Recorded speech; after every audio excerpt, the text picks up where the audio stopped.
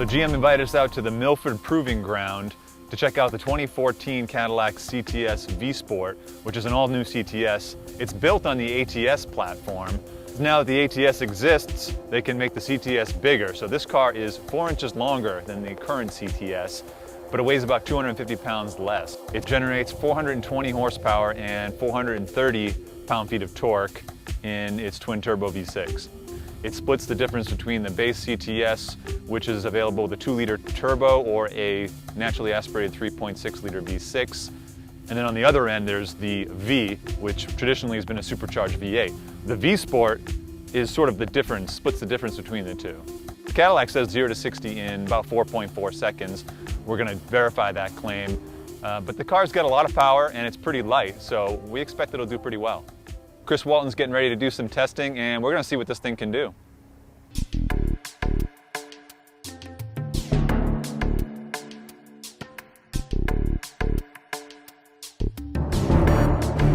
After I set up the last set of timers, I'm going to go run and do the slalom test, and ATS did real well in the slalom test, so CTS V-Sport should do even better. We'll see.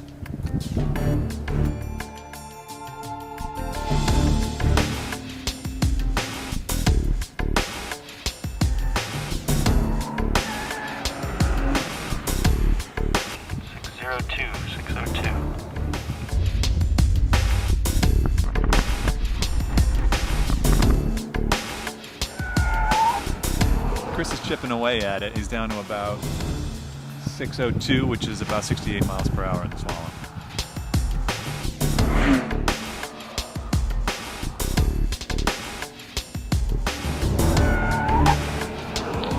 It has a really sophisticated stability system. It does a really good job of tucking the nose in when it wants to go straight, and then it goes away quickly without a big fuss, and it returns the control to the driver. It's really quite good.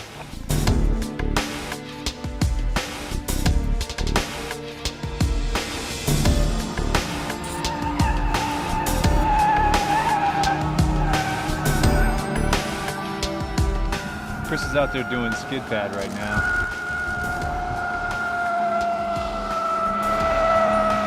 Seeing how much grip it has. Next up, braking and acceleration.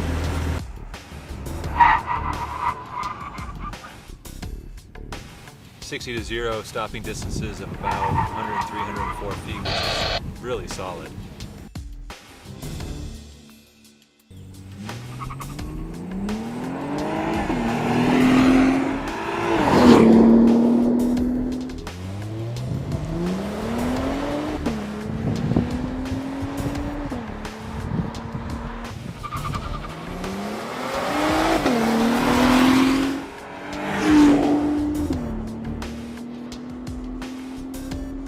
So far, we're not able to quite match Cadillac's 0 to 60 time. They're saying it can do 0 to 60 in 4.4. So far, we haven't seen anything better than a 5.1 or 5.2. So we're still going to play with the launch and see if we can get the numbers down a little bit more. There's just no way I can get a 4.4. I mean, it's not even like the launch is as good as I can imagine. The gear shifts are in the fastest mode. Okay, we definitely have data. We've got a handful of braking runs and a whole slew of accelerants. Now we're going to run back to the shack and crunch some data and see what we get.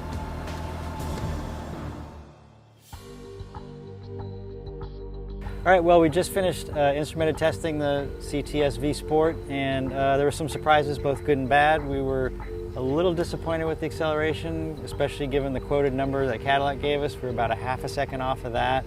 And also the mile an hour, the trap speed may have been a little lower than we had hoped. But the other big surprise was the braking and the handling. We had 103 feet from 60, which is just like a sports car. Yeah, it's serious. Serious. And 0.95 G on the skid pad, again, like a sports car.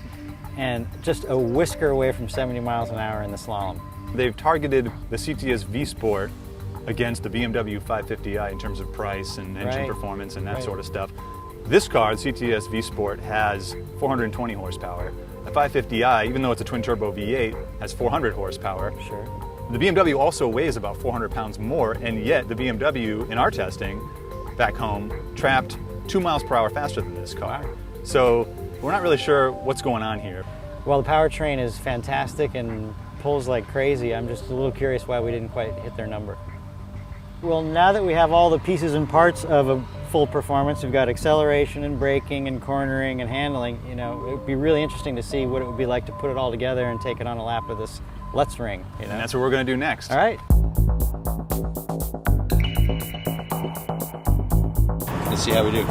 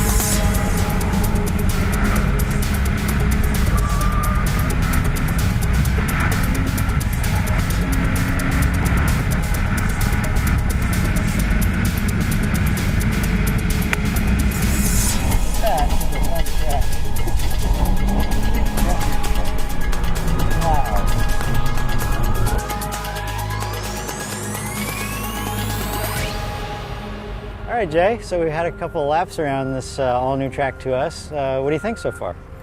Well, definitely the car's like we expected from the testing. Very capable handler. It's really stable. It's really flat in the corners, especially when you've got it set up in the track mode, where it tailors the transmission calibration and the MR dampers and the power delivery to be sharper and more alert, and also the diff as well. It's coming into play.